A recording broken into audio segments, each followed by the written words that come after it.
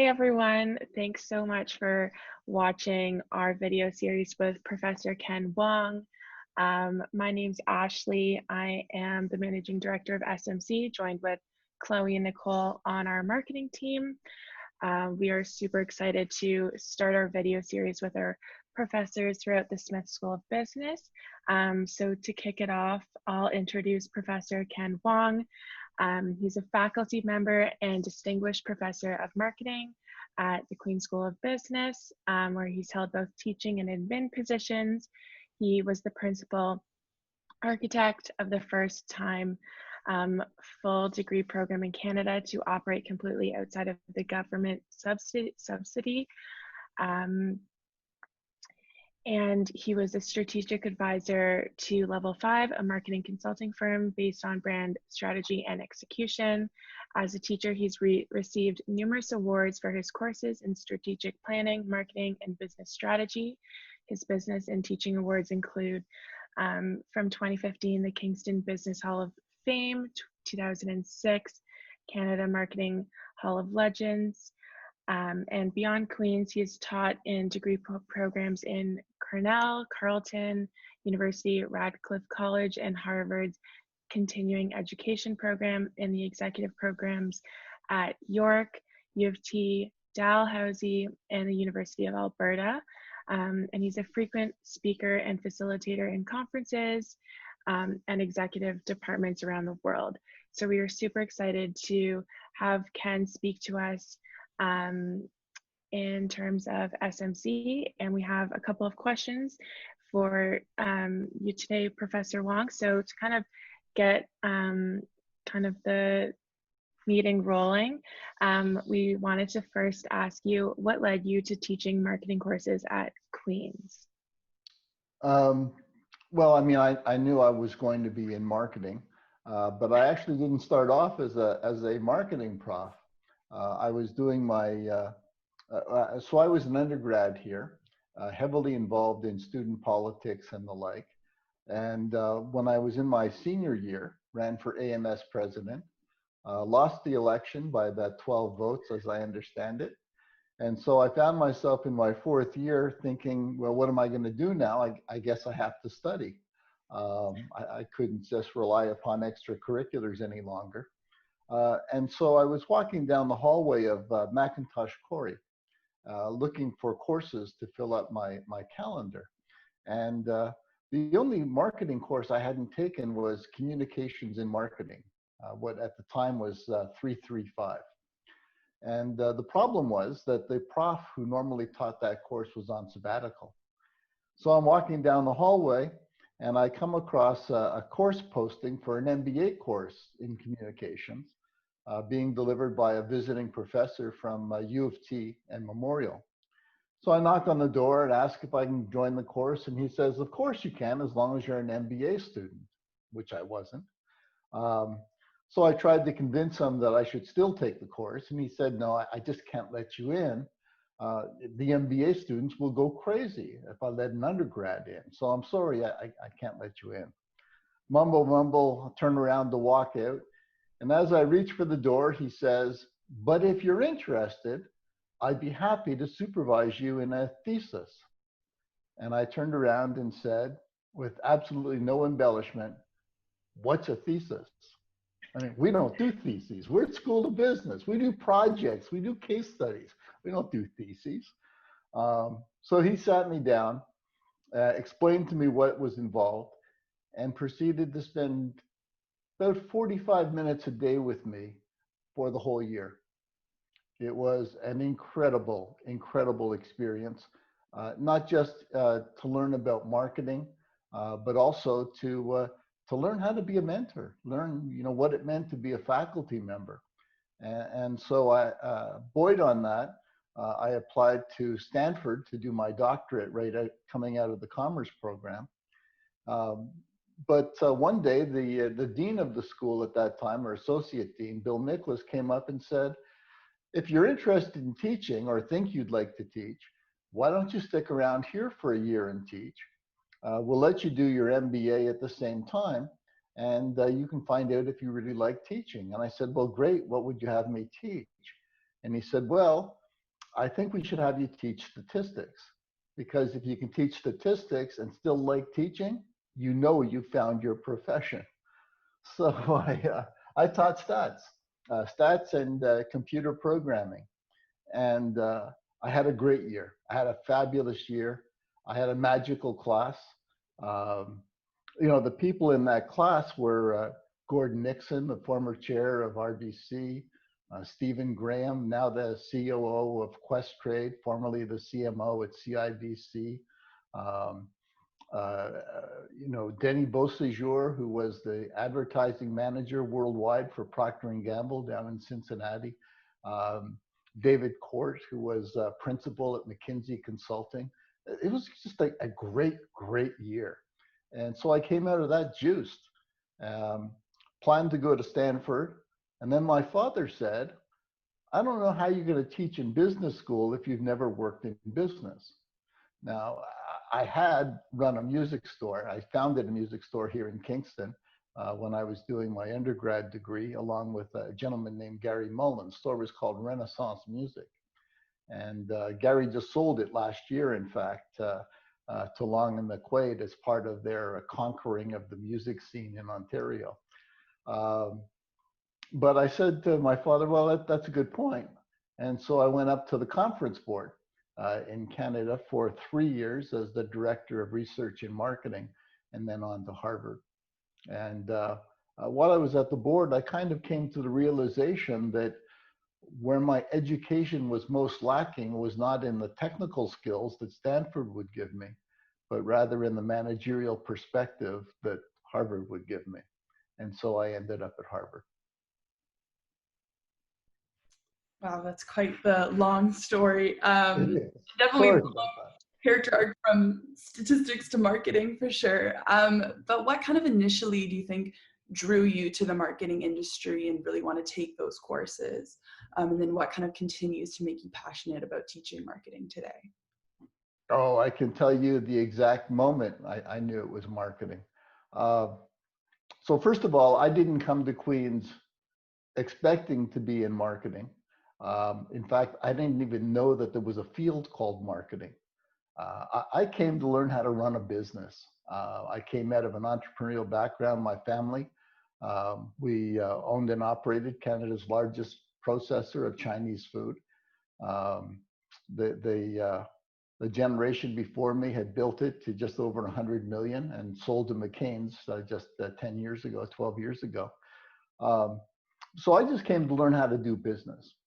And I was sitting in this class, Marketing Commerce 131, the intro marketing course. And the professor at the time was a gentleman named Carl Lawrence, who at the time was also the chairman of the undergrad program and largely responsible, by the way, for the preeminence of our BCom program.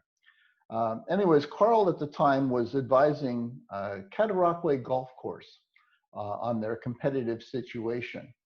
They were struggling to find new members. And so he was reading us his speech, and his opening his opening volley was, you may think we compete for other golfers, but we don't.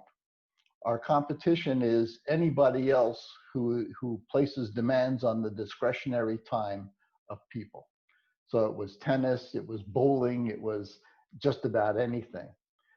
And when he said that, the moment he said it, I literally felt a tingle go up my spine. And well, you'll appreciate this being in the class. That was the genesis of the Viagra rule. People don't buy products, they buy solutions to problems. You define your competition by who is an alternative solution to the problem the customer has. And that was really the start of it all. And then the more I got into it, the more fascinated I became, because we're really talking about observing human nature, trying to understand how people will act in certain circumstances. And I just found it a tremendously easy way to think for me. It was very natural. And then as I went to Harvard, I developed this sense of, well, that's nice to make the right promise, but now how do you back it up? How do you make certain you can keep that promise over and over again? And that brought me into contact with David Kincaid and the folks at Level 5 and so on. So one thing kind of led to another. If you'd asked me at the start of it all, where do you think you'll be 38 years later, I wouldn't have known that there is this job that I currently have. It's amazing that you had that it just clicked moment. I think all three of us are hoping that will come to us sooner than rather than later. But now we're just going to shift to some more questions specifically towards advanced topics in marketing. Mhm. So what kind of strategies do you find most important given the current digital age? Um, and do you think it's important to prioritize social media strategy right now? Okay. So the most important strategy to me is differentiation. Um, and the reason is that, if you want to compete on low price, you don't need great marketing. In fact, the trick is to have the least marketing you can get away with. Success with that strategy is largely based on your operations and process R&D. By contrast, when you're following a premium price strategy or a market share strategy, it is all about differentiation. Um, your ability to stand apart from the competition in a way that resonates with the consumer. It's easy to be different. All you got to do is be weird. The trick is to be weird in a way that people will pay you for. So we used to tell the joke. I stopped because it got a little racy, but I used to say, people think marketing is all about getting attention. It's not. I'm your prof. If all I wanted to do was to get your attention, if that was my only objective, I'd just come in, strip naked, and run around the room a couple of times. You'd notice, you'd remember, and probably it would go viral. You'd be calling your friends and family to talk about this weird guy. The problem is it wouldn't be the right set of associations. And so that's really the finesse move, to find that meaningful point of difference that is sustainable by your organization and irreplaceable in the eyes of the customer. As far as social media goes, you know, social media can be great and it can be the absolute pits, as can just about everything else in marketing. There really are no universals. Um, the thing the biggest problem I see with social media is that people do it because they think they have to. They don't do it with a sense of objective. What are we trying to do here? Am I trying to engage a customer who's already aware of us? Am I trying to make them aware? Am I trying to encourage them to come back and buy from us again, over and over again? Am I trying to get them to influence their friends and family? The more specific you can be about the objective, the behavior change that you're trying to bring about in the consumer, the better able you are to design a winning campaign, whether that's in social media or traditional media. Now, having said that, technically, there are some things I can do in social that I can't do in traditional, and vice versa. So it really is a question of you knowing, what do I need to do, and then choosing the appropriate approach. As far as which social media, it's going to change. The original social media was MySpace, which is now nothing more than an indie music site. Uh, Facebook was nothing, and I gather, talking to some 14 and 15-year-olds, Facebook is becoming nothing again. Now we're on to TikTok, and God knows how many times I can watch people throw a shoe in the air and have it land on their foot. It gets crazy. But those things pass. There are fads, there are moments of popularity, and you try and ride those waves as best you can. Just a follow-up question to that, even with the social media platforms kind of changing and evolving through each generation, do you think that social media will stay as popular for promoting marketing campaigns and advertising in the future as it is now, even with like the shift of different platforms as they kind of come and go? It'll continue to be popular. until technology makes it obsolete. And the reason I say that is, if you really think back, the outcomes of social media aren't new to marketers. We just called it something different back then. We called it word of mouth, right? And the idea was that there was nothing better than word of mouth communication, because from a consumer's perspective, I was getting this message from a trusted source who had no business interest in convincing me one way or the other. And so the whole idea was, if I can get you to support my product, you tell two friends, they tell two friends, and so on and so on and so on. And eventually we have what today would be called the crowdsource. Uh, Now we have a mass of people all pulling in the same direction. Social media made it possible for us to control and generate that word of mouth a little bit easier and a lot less expensively than what we were using before. And that's why the world has moved to social media. It's just a better way of doing something that we've always been trying to do. So we'll always have a desire for word of mouth, because as the old saying goes, I can tell you a million things about myself. You may or may not choose to believe them, but if you hear it from someone else, 9 times out of 10, you'll believe it. And that's the premise of social media. Wow. And I know also in class recently, you were talking about kind of the advertising, you were part of deciding the regulations for advertising for children. And I think this really also ties into kind of what you were talking about social media and how that does like play such a big role in, you know, shaping children in this generation. Do you have any kind of insights that you're able to share about where you think advertising will go, especially when it kind of relates to children and kids growing up? Sure. Um, I think that, well, I should first note that my first awareness of Queens came from an ad I saw on TV in which a gentleman named Harold Poole, then a professor at Queens, and the head of the Advertising Council of Canada. At that time, he was delivering an ad talking about ethics in advertising. I didn't know marketing existed, but I knew advertising existed.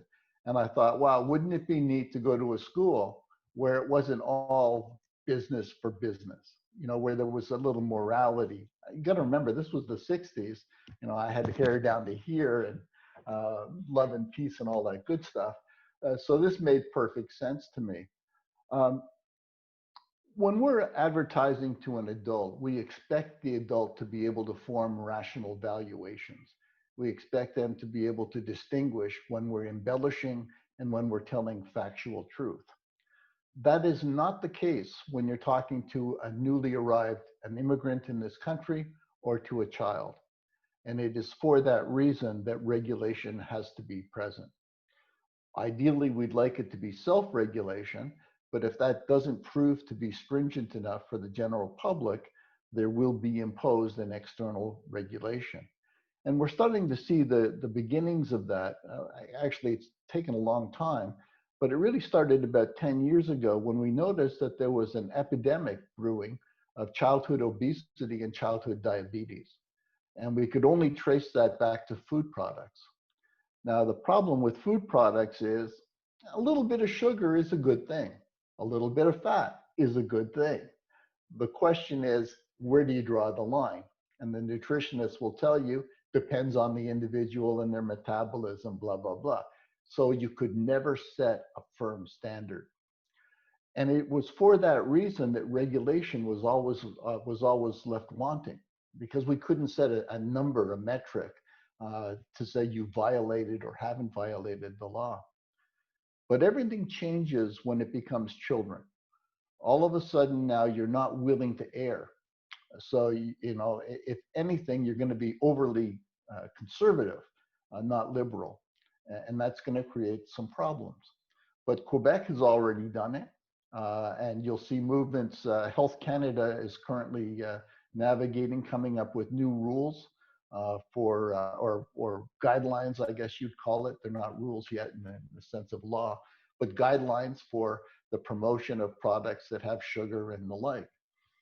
And when you've got firms like A&W, this year's class project, you know, A&W is really, if you think about it, it's all about sustainability and better for you ingredients than you would find at other QSR places. And significantly, that seems to be resonating because they're selling at a price premium.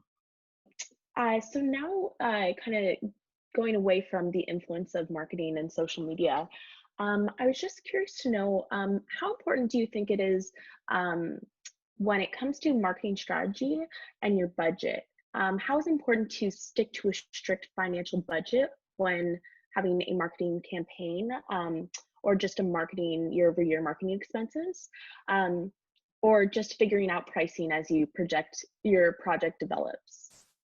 Okay. Um, I think you have to remember, you know, a budget isn't, is like a plan. It's never intended to be rigid, right? It has to be somewhat flexible and dynamic to reflect conditions that you may not know or even be able to identify until you're in the field. That said, however, you traditionally, when you pitch a plan, you are also pitching an expected level of results. And it is producing those results that becomes really critical. I cannot tell you the number of times I've seen plans where there is really no mention of a marketing ROI. There's no mention of a return. There isn't even a discussion of a break-even level required to recover the expenditures being made. There's no discussion of where the money will come from. Um, you know, it would kind of like being a parent and your child comes up to you and says, give me $100. And you say, for what? And they say, well, because I want it. Well, that's nice, but that's not going to get you money from my pocket. Um, Marketers have to understand, you know, we exist to service a particular purpose, and we have to service that purpose as efficiently as we possibly can. Um, and those judgments about the adequacy of our efficiency, those judgments are being made when we present our plan and our budget is approved. And as such, I think we have an obligation to try and live within it. Now, that doesn't mean we can't go back to the well and ask for more if something unexpected happens or a great opportunity arrives. But we do have to pay attention to that. And in fact, I have to say, if there's one thing that I find most lacking in universities and community college courses on marketing, it's that we don't really talk about the management of this function. We talk about strategy, we talk about consumer behavior, we talk about media and campaign planning and the like. But marketing has a very distinct role. You know, we're the conduit to the customer, but we're still on the side of the company, not the customer, right? We're still trying to manipulate that. Um, we compete against other functional areas for our organization's resources.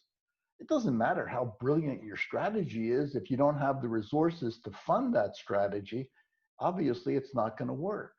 And so we need to be talking about things like, how do I speak to my CEO?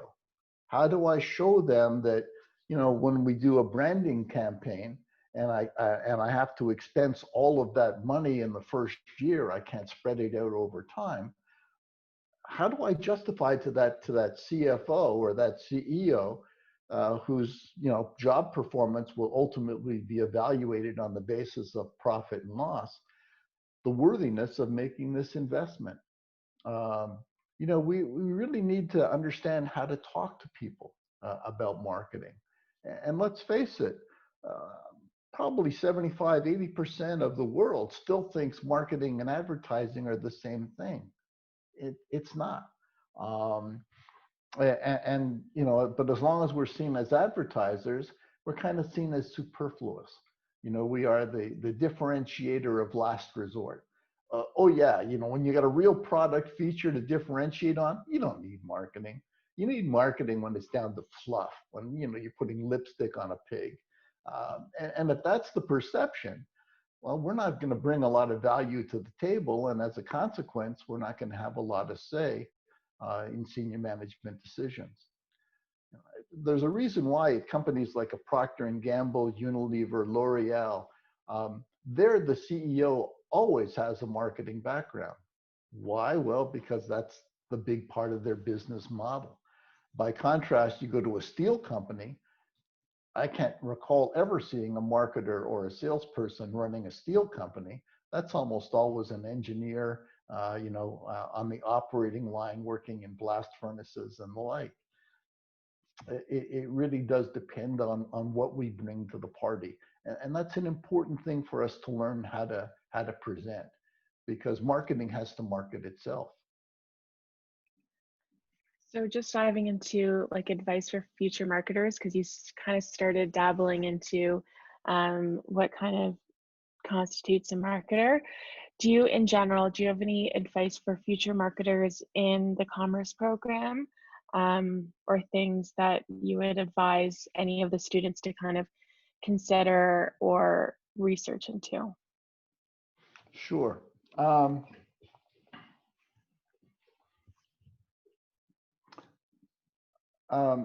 If I reflect on my own career, I joke that I started off teaching stats and computer programming, but that really was my differentiator at the end of the day. I am not the world's most creative person. I don't dress that way. I don't act that way. I don't talk that way. And if we were lecturing in person, you'd know how boring my standard dress is. But what made me distinct was that I was a marketer who actually could do something with numbers. Marketing was not a field that a lot of people ran to. Well, let me correct that. In the 1970s, jobs in brand management were the equivalent of a job with McKinsey today. Nobody went to consulting. Nobody went to investment banking. The hot shots in the class all wanted to be brand marketers, because brand marketing was like running a business. Over time, that's changed, and brand marketers have become more brand monitors than marketers, in the sense that it was all about crunching data and poring over Nielsen studies and the like. So I brought this to marketing, this ability to do some numerical analysis. And this was not complicated stuff. It's not like we were running econometric models or any of the stuff that is going on in analytics now far exceeds what we were doing. This was simple crosstabs. It was sales analysis. It was indexing things. But it was coming up with numerical, measurable reasons why one would do one thing versus another. And that was a big breakthrough. And so my advice to people is this: if you're going to go into marketing, go into it because you love it. Don't go into it because you don't like numbers, otherwise you'd be in finance. You don't really like people, or you'd be in HR. You don't really like tech, or you'd be in IT. Don't run to marketing because you're running away from everything else. If you really love this idea, if the game of marketing, that notion of I can get you to do something that is in your best interest, even though you may not currently want to do it or think about doing it. If you can have that kind of influence, it goes beyond business. Think COVID, right? Why isn't somebody taking a marketing approach to convincing these goons in the States to wear a mask? Why is it so hard for us in a world where we're trying to deal with diversity that we don't focus more on this whole idea of segmentation and specialization and niche strategies? I'm going to sound like a crazy man here, but I believe when I'm teaching marketing, I'm selling marketing to my students. And I firmly believe you cannot sell something you don't believe in. Marketing is a functional area, yes. It's also a way of looking at things. And it's a way of looking at things that I completely embrace. I don't love everything about marketing, but I love the starting point of the process. I love sitting there asking yourself the question, what's going through their head right now? what sorts of things will turn them on? What sorts of things will turn them off? Um, how far can I take them on this journey? I need a home run right now, or is a bunt single good enough right now? Um, we're often thought of as this creative genius. We're not. Great marketers take situations apart, they analyze them, they break them down, they decompose them. Um, it's kind of, I got this great advice when I became a parent. I was talking to a school bus driver who often took students on long trips to the nation's capital or what have you. And I said, what do you do when you've got 50 screaming grade schoolers in the back of your bus for 2 hours driving to Ottawa? You must be taking migraine medications on the side. And he said, well, first of all, I don't take them on a 2-hour trip. What I do is I take them on a series of 7-minute trips, because 7 minutes is as long as we can hold people's attention without throwing something different at them to sustain that attention. So he said, every 7 minutes, I got to be pointing something out. Oh, look, there's a cow, Yeah, oh, now there's a brown one to go with the white one that you just saw. Every 7 minutes, there had to be something interjected. And I think life is the same way. It's a series of small journeys. And the better you can break down a situation into these small trips, well, now you have a better chance of succeeding at each stage. And then when you add up the individual stages, of course, now you have your campaign. Yeah, I think that's some great advice. I know I've definitely had conversations with other students that say, oh, I'm just not creative. I could never do marketing. But I think, as your point says, like there's so much more to marketing and those kind of analytical and just kind of holistic view of it. There's just so many different components. And then our kind of final wrap up question was kind of we're all graduating and kind of entering the marketing industry. And where do you really see the industry kind of moving in the next 5, 10, 20 years and kind of throughout our lifetime as students? All right. So number one, I think if you want to understand what's going to happen with marketing, you almost have to make a forecast of what's going to happen in business, because we're a tool of business. So we know that costs will always be the subject of attack, and as such, we have to ask ourselves what's happening in the world right now that could have a material impact in reducing marketing costs. Analytics obviously comes to the fore. It is going to be revenge of the nerds time. There was a time when, you could run around dressed all in black with a man bun and say, I'm a marketer, which really meant you were an ad agency guy. Nowadays, that's not enough. Nowadays, if you can't do the analytic work, the quantitative analysis to justify the ad campaign, to justify paying that agency their horrific fees, and I'm not saying they don't deserve them, but they are high. If you can't do that analysis, you're not going to get very far. So that's part of it. And the other part is you got to be committed to whatever it is you're doing. I've worked with B2B, B2C, service companies, government companies.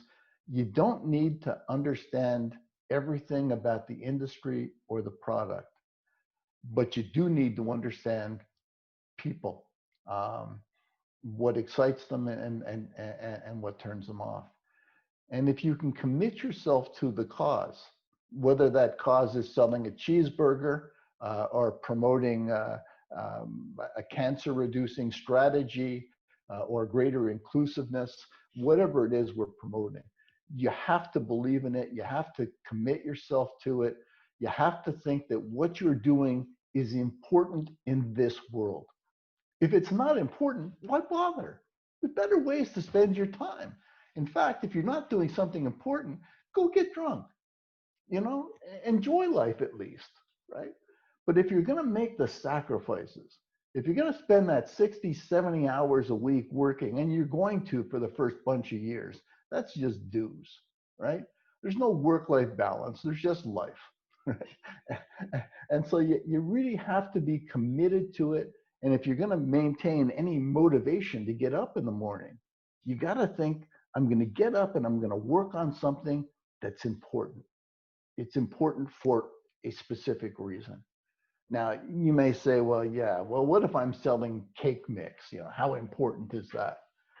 Well, it still is important because cooking happens to be the third most engaged activity that people do when they're in lockdown during COVID. So yeah, even selling cake, you know, selling real estate. Well, geez, think about it. Real estate. Ask any person to describe their ideal life.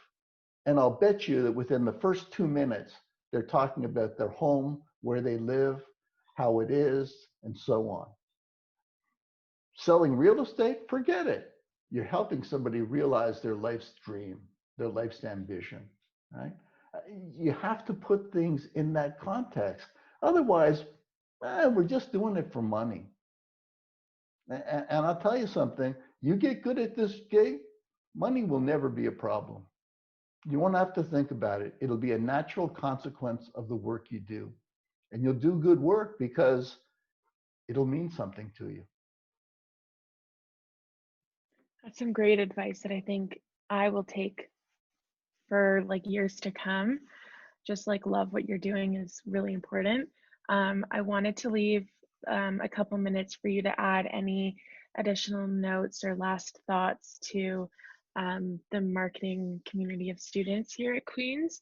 So if there was any like last ideas or thoughts, love for you to share them now. If there was like things that we missed in asking you guys in you questions that you wanted to kind of discuss, I think like now would be a great time.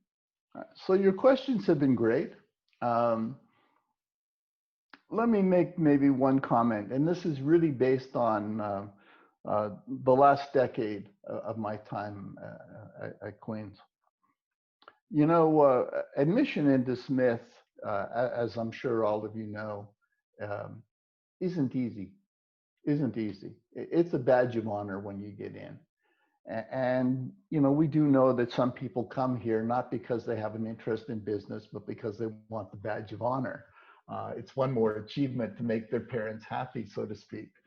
Um, we also know that other people come because they think it's necessary to get this degree in order to have the union card that lets them make lots of money going forward and the like. Right? Not many people come to business because they genuinely love business. They come because of what a business degree will make possible. And when they come here with records that are incredible. You know, I mean, I used to help with the admissions decisions, and I'd look at the essays and the activities and the grades these people were generating, and I'd think, holy crap, I couldn't get into this school today. And I couldn't. To be honest with you, I couldn't, nor could any of the other faculty who have Queen's degrees get into Smith today. And so we arrive here and we're riding a cloud. We're pumped. You know, we're #1 in our class. We're hot stuff. Local newspaper maybe even did a story on us. You know, we've done some charity, some incredible a thing that makes people look at us as the leaders of tomorrow. And then we get here and we discover, holy smokes, there's another 600 people out there just like me. And all of a sudden we go from being #1 to somebody's got to be number 600. And what they forget is that number 600 at Smith is still in the 99th percentile of all of Canada. Don't let yourself be dissuaded or affected one way or the other by your relative performance at Queen's. This is not going to be the place that decides your destiny in life or your legacy of impact on the world. You'll make that when you leave here, right? Well, what you should focus on here is coming out of it mentally intact, physically intact, right? Because this is a demanding program physically as well. And with a sense of certainty that you know what you know, and you also know and acknowledge what you don't know, right? And hopefully for that stuff you don't know, you try and whittle away at it over time. But I see too many of our students, maybe they're, I don't know, 75 students, 75% students. And they start thinking, oh, nobody's going to hire me. I'm the lowest of the low. I'm not in the dean's list, blah, blah, blah, blah. It doesn't matter, folks. It doesn't matter, right? The fact is, you're here and you're smart and you're good. And all you got to do now is take care of your property, take care of your mind and your body.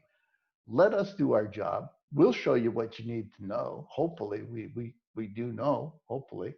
Um, but, trust yourself. Enter this world with confidence because you have survived a difficult program, not just to get in, but a difficult program to survive in, not just academically, but socially and every other way. You know, people in your year, people in our graduates, man, you deserve to be happy.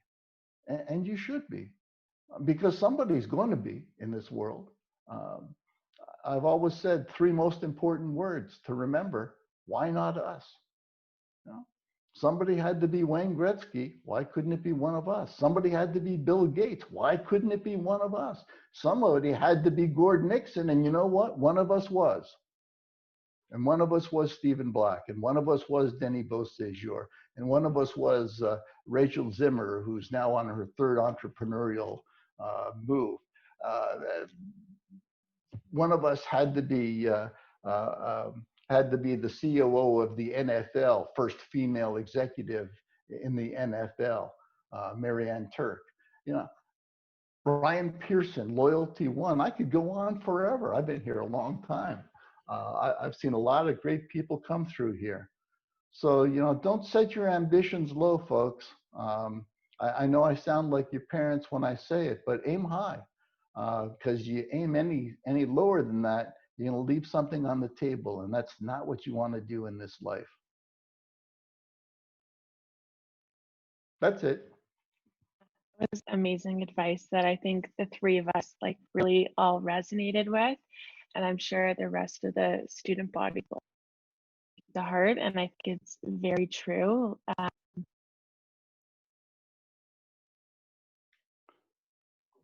Well, Yeah. I'd like you to appreciate the very significance of what you're doing right now. The ability to recognize a deficiency is easy. Anybody can find something wrong with anything. The ability to come up with a tactic or a strategy or approach to rectify that wrong, and then to have the initiative and energy to get the ball rolling, that's to be applauded, folks. That's to be applauded greatly. You should feel very proud of this. And in fact, you will carry it with you for the rest of your life. When you go into those job interviews and they say, what have you done to show leadership? You can talk about this. What have you done to show initiative? You can talk about this. What have you done to show that you are a good marketer? Well, you're trying to get to the things that you think your customers, the other students, need to know. You're doing what you're supposed to be doing. We may not give you an A paper for it. We may not be able to give you the buzzwords around it, but let's be clear. You are practicing what we preach, and we can ask for nothing more. Thank you. And I think on behalf of the whole SMC team, we're super grateful that you took some time to chat with us and that we can share this conversation with the rest of the marketing student body. So yeah, on behalf of me, Nicole, and Chloe, and the whole SMC team, we just wanted to say thank you. My pleasure. Flattered to be asked. Of course.